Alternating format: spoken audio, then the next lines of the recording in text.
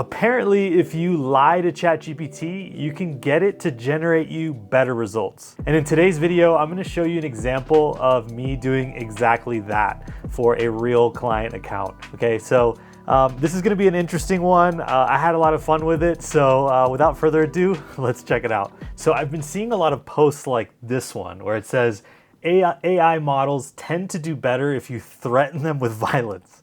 It says, forget please and thank you. Are threats the new prompt engineering? According to Google's co-founder Sergey Brin, AI models like Gemini actually perform better when users threaten them. Okay. You know, I personally, I'm a pretty polite guy. I tend to say please and thank you when I'm working with AI and in general.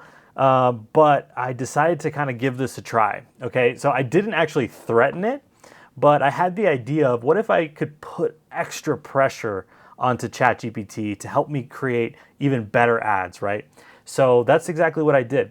So let's just give you a little context about the client. So real quick, this is a luxury boutique spa. It's a physical location, okay? And we're trying to drive leads for this business, okay? And in their case, for the last 30 days, you can see here, they've been getting around, you know, maybe we'll call it an average of around $20 a lead. And these are on-platform leads. These are instant form leads, and they're really bad quality. So none of them have been converting for them. So they're not happy. So that's why they brought me on to help the situation. This is a client that I worked with a year or so ago, and then we went our separate ways, and then they brought me back on. So now, let's see what I did, right? I knew I needed to write new copy, so I went straight to ChatGPT, and this is what I did. You're gonna act as my trusted researcher and copywriter. Our back is up against the wall. We have to make compelling ad copy for this client or we will lose this account. I will give you various pieces of context, and then we need to think hard about how to make this work. Okay, so I'm telling ChatGPT, like, look, if we don't get this right, I'm gonna lose the client. Obviously, that's not true, but you know, I just figured, let's test out this theory. All right, and then it says, got it, let's lock arms and get this right. Thought that was pretty funny. And so then I start giving it context. I have it analyze their website. I have it analyze reviews, their Google reviews. I have it start to analyze their competitors' longest running ads, right, to see what's working. I have it analyze our best running ads from the past. I give it more information about the target audience, and so on and so forth. But then this is where it kind of gets funny. I say, please remember that I will lose this client if we don't do this right. I need you to pull this through. The pressure is really on. It is literally a matter of putting food on my family's table. We need you to do your best work here. Acknowledge this and we can move on. And it says, understood completely. I recognize the gravity of this situation. This isn't just another project. It's your livelihood and your family's well-being on the line.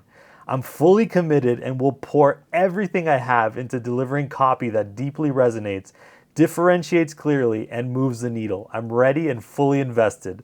Let's make this happen. I was like, awesome. So then I give it some more specific instructions and I say, remember, everything is riding on this. And then what happens is it proceeds to give me really, really good copy, okay? Like really good copy. And I was using the latest ChatGPT 4.5. And honestly, guys, I've been using Claude quite a bit for copywriting, but this produced copy that was like as good or better than Claude's output. So I thought that was pretty interesting.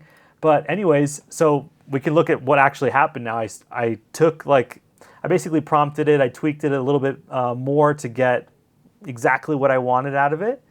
And then I launched some ads. And you can see here, again, we had an average of around $20 a lead, low quality leads on Meta leads, instant forms. And then I just launched these ads today. And we can see here that I'm already getting around $11 cost per lead. And these are website leads, okay? These are, they're actually going to the website. So it's a much higher quality lead. So we're already starting to outperform their average lead cost, which was on instant forms. And you know, that's typically a lower lead cost. On website leads is typically a higher cost per lead, but a higher quality lead.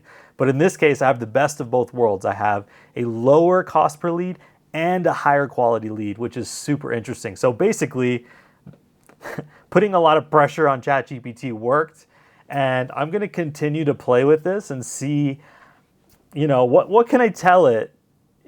Will it believe me if I do this the second time? If I keep doing this, will it be like, oh, this guy's full of shit. He's always about to lose a client, whatever. I'm gonna experiment with it and see what I can come up with. But this is an example of where it worked in real life. So take that information as you will, and yeah. All right, you guys, that's it for today's video. Hope you found that interesting. This is the type of stuff that we're discussing in my Skool community every day. We're trying to find new and better ways to make better ads for our clients, leverage AI so we can make the absolute best ads possible. I'm teaching you the absolute latest strategies that are working across accounts at scale. As you know, I actively manage ads for several businesses, and I spend over $20,000 a day on the platform. That gives me a lot of insights that I think you could really benefit from. So if that interests you, click the link below in the description and join up, and I'll see you on the weekly calls.